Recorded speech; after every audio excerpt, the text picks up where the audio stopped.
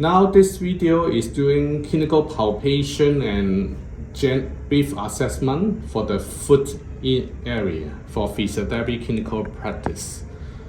As mentioned, we do clinical palpation with hypothesis first rather than procedural palpation. So we come with the hypothesis in my mind. For clinical pattern, usually most of the condition, 80% they will fall into well-recognized clinical patterns. Only 20% they come from other random injury like fracture here, fracture there. And most of them, they have clinical patterns. So we go for clinical pattern first.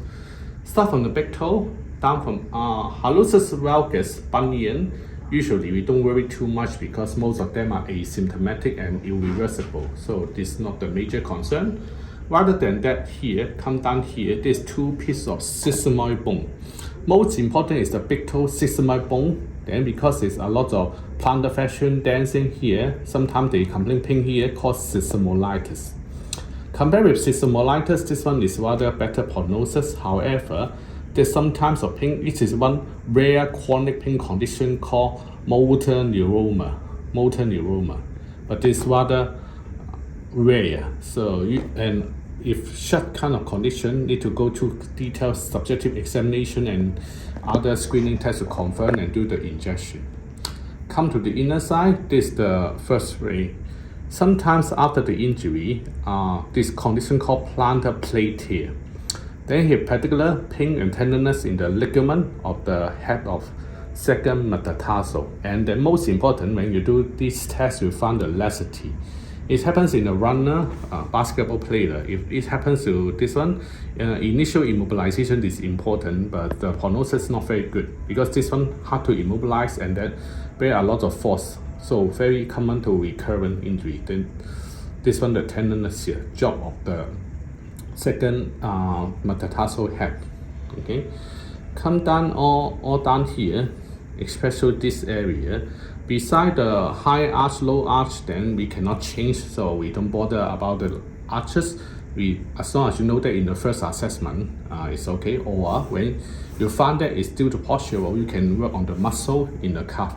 Then regarding to the bone here, then after the base, the metatarsal, okay, then above the calcaneus, this is the row of the subtalar joint bones. A lot of sprained ankle, and then they also have the subtalar joint bone. For example, this navicular job, then if they complain here, then it's decrease in inversion. Okay, then you check the accessory movement of navicular, see whether it's stiff and painful. So in opposite, if they complain pain on top on the foot, dorsal side of the foot, but they decrease in eversion, then sometimes I check the cuneiform instead. Cuboid cuneiform. Okay, so we see the subtalar joint bone usually by the posterior and anterior accessory movement, although they complain the pain in dorsal side more. And down to the heel, then most common complaint is about the plantar fasciculopathy, heel spur. Actually, it's two different things. Plantar fasciculopathy is due to the soft tissue. The pain is mainly in two spots. One is the medial side. One is the heel or the calcaneal tip, okay, but the middle side is rather more, okay. Sometimes they will also see the atrophy of fat pad, then you need to advise them to modify the loading to the heel because of degeneration of the fat pad. Heel spur is historically is the degenerative change of the calcaneus bone. Then the difference with plantar fasciculopathy is plantar fasciculopathy, the patient walk more, feel less pain. The heel spur, the degeneration of the calcaneus bone, walk more, they feel more pain, they need cushioning. So it's two different management and treatment. So it's only regarding this part, this is the clinical palpation of some of the clinical patterns we mentioned.